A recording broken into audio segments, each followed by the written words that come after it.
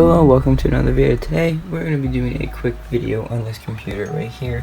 We're not going to be doing really any in-depth benchmarking on this or whatsoever. We're just showing this thing off just because. So this right here is a recent estate sale find. It's an HP Pavillion 7905. It is a very early Windows XP computer, and I know that because the original keyboard still has the old school Windows logo on it. So I got this estate sale for $5. There's also a Toshiba laptop there, although I couldn't get it to turn on. I don't think the previous owner could either, because there were about 3 different power adapters that fit it in 2 different. So yeah, let's take a quick look at the system. So we have a CD writer, which has been replaced by me by a DVD reader because the original CD writer died. And then we have a actual DVD reader. Now this thing is 2 DVD readers. And what I hate about these HP computers is they use these flap things to hide the DVD drives, and if you need to replace one of the drives, you have to essentially replace it with the exact same one, or else they get caught on the door when you open the drive. So that's the case with this top one, but whatever. So then I have HP logo, we have a 3.5-inch floppy drive, we have power button, and then underneath here we have 2 USB, I guess 1.1 ports, and a serial port. And then on top there's this cool little thing right here which you can store CDs in, and this one has 1,000 hours free of AOL version 7.0, and this computer does have AOL on it. So I guess they just kept that CD. There's also a couple other CDs there, but I can grab them. In the back here we have the power supply. We have a little sticky note that says plug internet cable here. I have 2 PS2 ports, 2 USB 2.0 ports. Or at least I assume they are, because they are black instead of the white ones on the front. And we have Ethernet, serial parallel, and we have our audio jacks game port, and this thing does have a dedicated video card, and that has composite, S-video, and VGA, and then down there is a modem card. Alright, so here's the inside of the system. It is actually pretty compact, but it does use a standard, I believe, micro ATX motherboard. Yeah, uses a standard micro ATX motherboard, so I could switch this out if I wanted to, but the front panel connector does look fairly proprietary. I have the tiny Best Tech power supply. Now apparently these Best Tech power supplies aren't that good, but the one that you definitely want to watch out for, the ATX 250-12E, I believe, but these other Best Tech power supplies I guess are okay. I mean, this one hasn't died yet.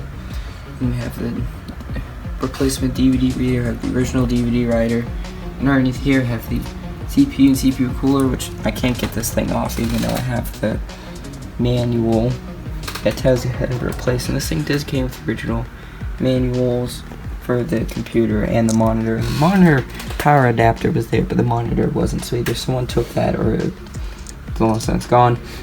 But yeah, I do have all of the original manuals here on the keyboard and the mouse, which I haven't cleaned yet, but I should. So then we have our RAM modules in there, and then we have our NVIDIA Riva TNT N64, I believe it's called. I think it might be TNT2. But yeah, it's a pretty low-end NVIDIA card, but at least it comes with the card. Then we have our modem card. Then we have like an EGP slot down here. I guess, I'm not quite sure what that's for. Because that's the mail connector. Yeah, that's the AGP mail connector you find on video cards. So maybe there's a small form factor version of this computer, and that's what the riser card would use. It would use an AGP connector.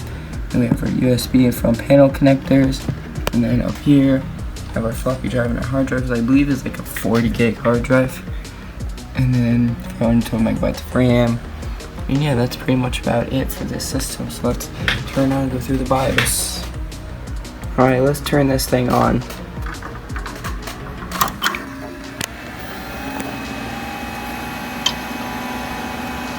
Yeah, it's pretty loud.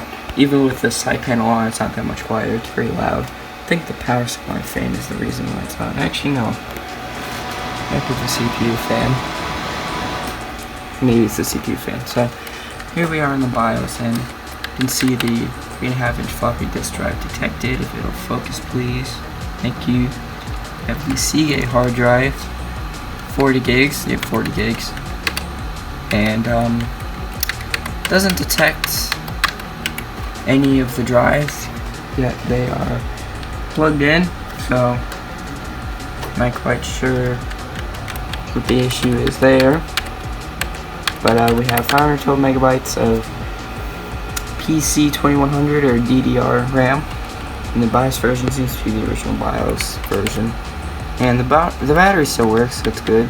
I have an Athlon XP 1900 Plus at 1.6 gigahertz with a front-side bus speed of 266 megahertz. So that's, don't beat with me. That's pretty much it. So let's exit and save changes,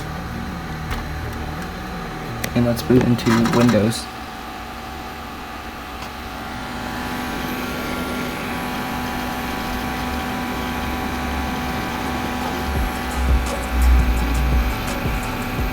Also, while this thing is booting up, as you can, I'm going to show you what happens. It gets stuck, and then if you don't catch it quick enough, it decides to go back in. But it gets stuck.